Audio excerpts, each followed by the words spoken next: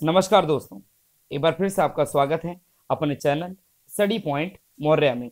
जैसा कि आप जानते हैं, आज जो मैं आपको टॉपिक समझाने जा रहा हूं उसका नाम है वास्तविक तथा आदर्शात्मक अर्थशास्त्र। तो भाइयों, आज मैं जो टॉपिक समझाऊंगा इसको इंग्लिश में कहेंगे positive economics and normative economics.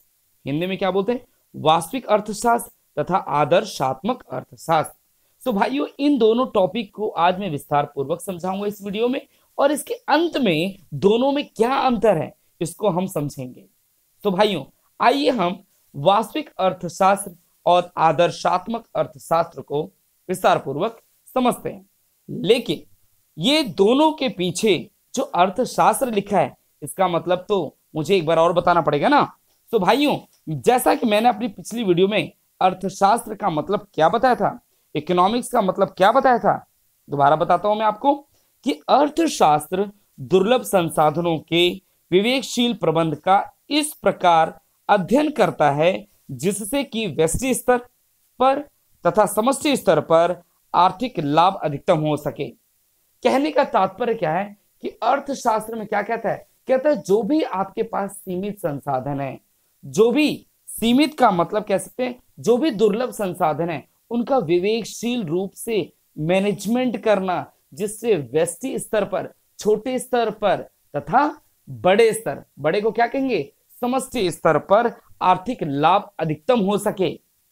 इसका मतलब क्या है कि सीमित संसाधनों का इतना सावधानी और इतना विवेकशील रूप से उसका मैनेजमेंट करके प्रयोग किया जाए जिसके साथ साथ समष्टि स्तर पर तथा व्यष्टि स्तर पर दोनों पर आर्थिक लाभ अधिकतम हो सके। दोस्तों, सो आइए इसमें वास्तविक अर्थशास्त्र क्या कहता है, जिसको हम नॉर्मेटिव इकोनॉमिक्स नहीं बोलेंगे, क्या बोलेंगे इसको? पॉजिटिव इकोनॉमिक्स बोलेंगे। नॉर्मेटिव किसको बोलेंगे दोस्तों? आदर्शात्मक अर्थशास्त्र को। ठीक है, सो आइए वास्तविक अर्थशास्त्र जिसको पॉजिटिव इकोनॉमिक्स भी बोलता है, वास्तविक को याद रखना पेपर में धनात्मक अर्थशास्त्र भी कह सकता है। ठीक है दोस्तों, आइए देखते हैं कि वास्तविक अर्थशास्त्र जो होता है ये हमेशा भूत मतलब भूत नहीं होता है, भूतकाल, ठीक है, पास्ट, वर्तमान तथा भविष्य के आर्थिक मुद्दों से संबंधित है। किससे संबंधित है दोस्तों? कि पास्ट, प्रेजेंट एंड फ्यूचर के इकोनॉमिक्स या इकोनॉमी जो मुद्दे होते हैं, आर्थिक मुद्दे होते हैं, उनसे संबंधित रखता है। और दोस्तों याद रखना है, यह उन आर्थिक स्थितियों से संबंधित है। यह वही टॉपिक लेगा जिनका तथ्य, कॉन्सेप्ट तथा आंकड़े, डाटा द्वारा अध्ययन किया जा सकता है। जिसका कोई डाटा हो, कोई आंकड़े हो ना दोस्तों, कोई तथ्य हो, कोई कॉन्सेप्ट हो, ठीक है, जिनका कोई डाटा हो, उन्हीं के द्वारा अध्ययन किया जा सकता है। जैसे ये पहला पॉइंट देखा है दोस्तों, इसको हम, ये उदाहरण ही है, एक बार ध्यान से समझते हैं क्या लिखा है। कहता है पहला पॉइंट, स्वतंत्रता प्राप्ति के समय भारत में गरीबी से प्रभावित जनसंख्या का प्रतिशत आज की तुलना में अधिक था। तो ये दोस्तों ये कौन सी बात कर रहा है, कौन से काल की? भूतकाल की। कह रहा है कि स्वतंत्रता प्राप्ति के समय, जब देश हमारा आजाद हो गया, ठीक है, स्वतंत्रता प्राप्ति के समय भारत में गरीबी से प्रभावित जनसंख्या का प्रतिशत आज की तुलना में अधिक था। भाई आज जितनी गरीबी है उससे ज्यादा भुखमरी और गरीबी पहले थी। ये कब की बात कर रहा है दोस्तों? पहले पॉइंट में जो अंडरलाइन के मैंने, भूतकाल की बात कर रहा है। वहीं पे दूसरा पॉइंट क्या कह रहा है? भारत की 22% जनसंख्या निरपेक्ष रूप से गरीब है। कह रहा है कि आज भी भारत की जो 22% जनसंख्या है ना, निरपेक्ष रूप से वो क्या है, आज गरीब है। ये कौन से काल की बात कर रहा है? वर्तमान काल की। क्लियर? सो यहां पे एक निरपेक्ष वर्ड आया दोस्तों। निरपेक्ष क्या है? निरपेक्ष रूप से गरीब है। तो इससे निरपेक्ष क्या होता है, चलो मैं बताता हूं। क्या कहता है, याद रखना, जो गरीबी होता है ना, गरीबी को दो रूप से मापा जाता है दोस्तों। ठीक है, एक होता है सापेक्ष निर्धनता और एक होती है निरपेक्ष निर्धनता। निर्धनता को गरीबी बोलते हैं। ठीक है, सापेक्ष निर्धनता क्या होती है? किसी दूसरे देश की तुलना में पाई जाने वाली निर्धनता को सापेक्ष निर्धनता बोलता है। किसी भी दूसरे देश की तुलना में, किसी से तुलना करो, दो देश हो, दो वर्ग हो, उन दोनों वर्ग या दोनों देशों के बीच में पाई जाने वाली निर्धनता को सापेक्ष निर्धनता कहता है। तथा निरपेक्ष निर्धनता क्या होती है? जो दोस्तों गरीबी रेखा से नीचे रहता है, ये सरकार द्वारा निर्धारित की जाती है दोस्तों। ठीक है, सरकार द्वारा निर्धारित की जाने वाली गरीबी रेखा को ही निरपेक्ष निर्धनता या निरपेक्ष गरीबी कहा जाता है। क्लियर? तो ये जो सरकार ने अपनी गरीबी रेखा बना रखी है कि जिनको 2400 कैलोरी 2100 कैलोरी भोजन नहीं प्राप्त होता है, वो गरीबी रेखा के नीचे आते हैं। ठीक है दोस्तों, ये सरकार, ये 22% जनसंख्या, ये कैसे किया इन्होंने?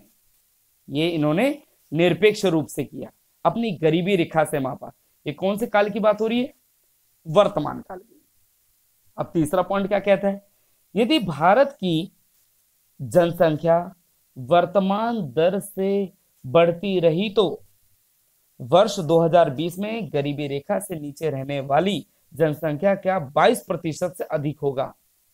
क्या बोल रहा है कि अगर भारत में अगर ऐसे ही गरीबी बढ़ती गई ना, जैसे बढ़ रही है, तो 2020 में, ठीक है दोस्तों, 22% से अधिक लोग क्या हो जाएंगे? गरीब हो जाएंगे। तो यहाँ पे कौन सी बात करी गई है? भूतकाल, आजादी से पहले की बात कर रहा है? नहीं, आजादी के समय की बात कर रहे हैं, वर्तमान समय की बात कर रहा है, कह रहा है आज का समय क्या चल रहा है, और ऐसे ही होता रहा तो 2022 में, 22 मतलब भविष्य की बात बोल रहा है, 2020 में, सॉरी 2020 में अगर ऐसे ही होता रहा तो गरीबी तो बढ़ जाएगी। तो यहाँ पे जो वास्तविक अर्थशास्त्र है वो क्या कहता है? कहता है भूतकाल तथा वर्तमान काल तथा भविष्य काल के आर्थिक मुद्दों से संबंधित है। क्लियर है दोस्तों? यहाँ पे ये तीनों काल में अध्ययन करता है कि तीनों काल में उस टॉपिक पे क्या था, क्या है और क्या होगा। क्लियर दोस्तों? अब आइए नीचे क्या लिखा है, एक बार जरा आप इन तीनों पॉइंटों को जरा ध्यान से एक बार देखिए क्या लिखे। ठीक है, अब देखिए इसके नीचे क्या लिखा है, यहां से स्टार्ट करते हैं। ठीक है, ये सभी अवलोकन कथन वास्तविक अर्थशास्त्र के अंश है। यह अवलोकन भूत नहीं, भूतकाल, वर्तमान तथा भविष्य काल में गरीबी की स्थिति पर प्रकाश डालते हैं। ये किस पर, कौन से कॉन्सेप्ट है दोस्तों? गरीबी की स्थिति पर प्रकाश डालते हैं। तो यही जो कहते हैं आर्थिक मुद्दे जो हैं, आर्थिक मुद्दे क्या है? गरीबी की बात है, गरीबी की स्थिति पर प्रकाश डालते हैं। इसलिए वास्तविक अर्थशास्त्र क्या था, मतलब कि आज की तुलना बहुत ज्यादा गरीबी थी, तो वहां की क्या था, क्या अवस्था थी, क्या था और आज क्या है, और ऐसा ही रहा तो क्या होगा, इनसे संबंधित है।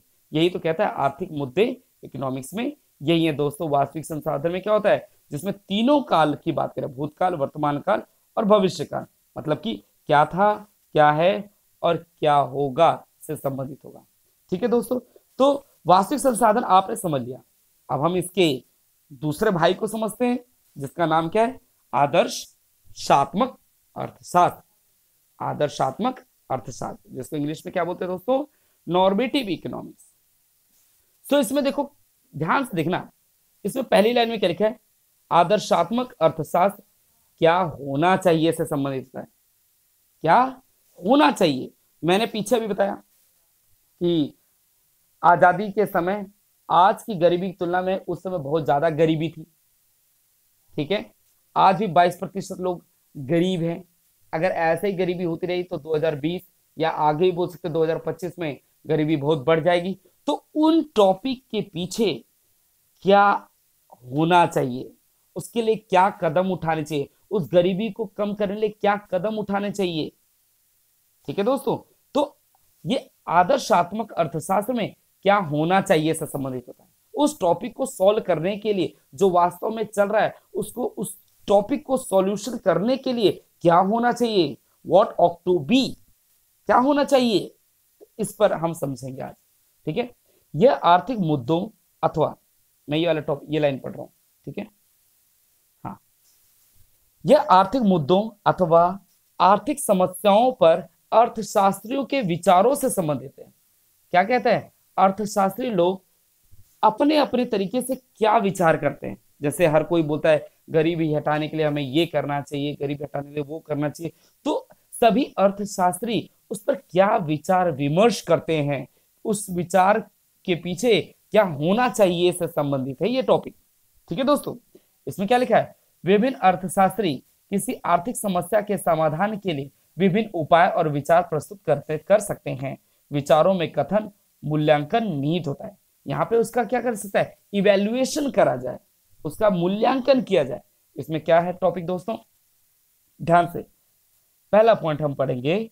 लिखा है कि मनरेगा महात्मा गांधी राष्ट्रीय ग्रामीण रोजगार गारंटी अधिनियम, Mahatma Gandhi national rural employment guarantee act. तो दोस्तों पहले मैं इस मनरेगा के बारे में थोड़ा सा आपको बताता हूं, ये मनरेगा क्या है। दोस्तों याद रखना, मनरेगा जो बना था ये लोगों को ग्रामीण क्षेत्रों में लोगों को रोजगार देने के लिए बना था। लेकिन दोस्तों याद रखना, इस मनरेगा का असली नाम जो था नरेगा था।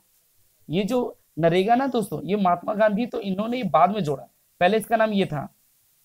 ठीक है, NREGA क्या था, नरेगा। ठीक है दोस्तों, और पहले इसके बारे में बताऊंगा नरेगा, जो अंडरलाइन किया मैंने। नरेगा की जो दोस्तों योजना बनाई गई थी 2 अक्टूबर को बनाई गई थी। 2 अक्टूबर 2005 को इसकी योजना बनाई थी, बट इसकी शुरुआत 2 फरवरी 2006 को आंध्र प्रदेश के अनंतपुर गांव में इस योजना की शुरुआत कर दी गई थी दोस्तों। बट फिर बाद में इसका नाम बदल करके मनरेगा कर दिया। मन का मतलब महात्मा गांधी, और महात्मा गांधी क्यों रखा दोस्तों, और इसको पता है कब लॉन्च किया गया, इसकी शुरुआत कब की गई, 2 अक्टूबर 2009 में इसका नाम नरेगा से बदल करके मनरेगा रख दिया गया। मन का मतलब महात्मा गांधी, ठीक है, राष्ट्रीय ग्रामीण रोजगार गारंटी अधिनियम। ये 2 अक्टूबर को क्यों करा गया दोस्तों, क्योंकि महात्मा गांधी जी का उस दिन बर्थडे था, जन्मदिन था। उस जन्मदिन के अवसर पर इसका नाम बदल करके क्या रख दिया गया, मनरेगा। ठीक है दोस्तों, तो नरेगा से, ठीक है, नरेगा से बदल कर क्या रख दिया गया था, मनरेगा। ठीक है दोस्तों, मनरेगा। ठीक है, चलते अब समझते हैं, हम अपने टॉपिक पे दोबारा आ जाते हैं। उसमें इस टॉपिक में क्या था दोस्तों, कि मैंने अभी पीछे वास्तविक अर्थशास्त्र में बताया कि गरीबी तो बहुत चलती थी, बहुत गरीबी थी। तो उस गरीबी को सॉल्यूशन करने के लिए सभी अर्थशास्त्रियों ने अपने विचार बताया, और उन्होंने बोला क्या होना चाहिए। तो उन्होंने बताया कि चलो हम एक काम करते हैं, हम मनरेगा जैसा प्लान क्यों न करें। मनरेगा का प्लान में क्या था दोस्तों, कि 365 दिन में से ग्रामीण क्षेत्रों में लोगों को 100 दिन का रोजगार दिया जाए। ठीक है, अब देखो इसमें क्या बोला गया, एक दिन देश में बेरोजगारी की समस्या अंत होगा। तो उन अर्थशास्त्रियों ने अपना क्या विचार दिया कि अगर हम मनरेगा लाए ना, तो देखना एक दिन देश में बेरोजगारी की समस्या अंत होगी। जब दोस्तों बेरोजगारी समाप्त होगी तो गरीबी तो अपने आप ही समाप्त होगी ना। क्लियर।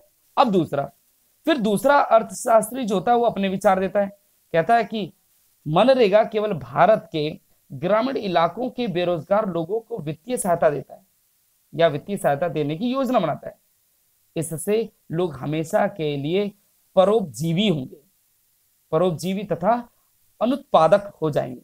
मतलब परोपजीवी को कह सकते हैं कि दोस्तों मुफ्तखोर हो जाएंगे, कि ये फ्री में आराम से काम करेंगे, कि ग्रामीण क्षेत्रों में इतना काम नहीं होता भैया, फ्री में काम करें, और इससे अनुत्पादक होगा, कि ज्यादा से ज्यादा उत्पादन नहीं होगा। तो यहाँ पे देखो, किसी ने धनात्मक सोच कर रखी, किसी ने इसके बाद ऋणात्मक सोच रखी।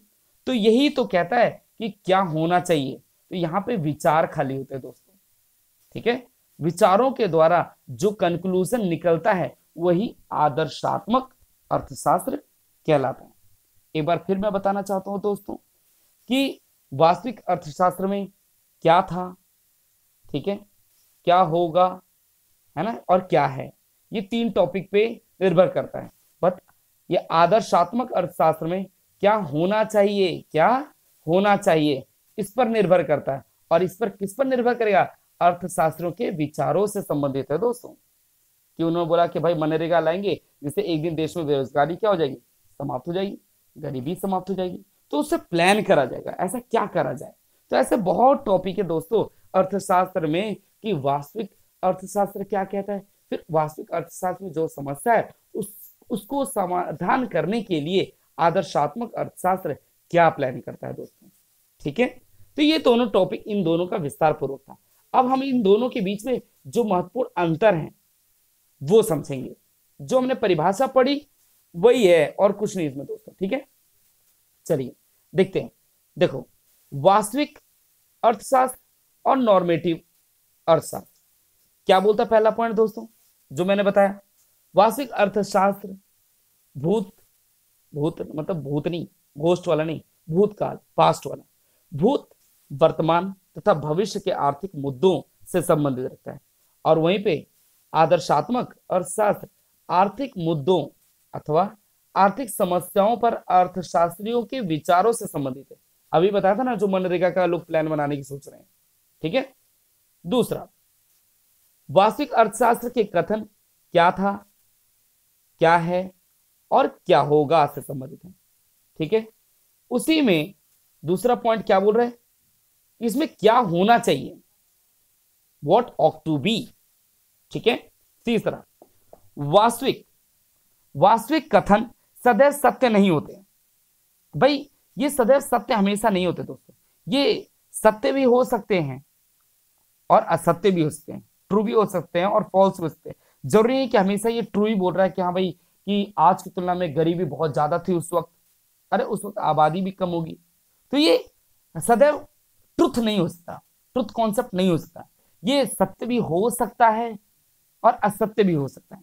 जैसे उदाहरण दे रखा नीचे, कौन सा उदाहरण, ये वाला कहता है कि यदि कहा जाए भारत की जनसंख्या चीन की जनसंख्या से अधिक है, भारत की जो जनसंख्या है ना चीन की जनसंख्या से अधिक है, तो निश्चित रूप से यह एक वास्तविक कथन है, परंतु यह कथन असत्य है क्योंकि ये गलत भी हो सकता है ना। हमने कहा कि भाई चाइना की तुलना भारत की जनसंख्या बहुत अधिक है, ये गलत भी हो सकता है।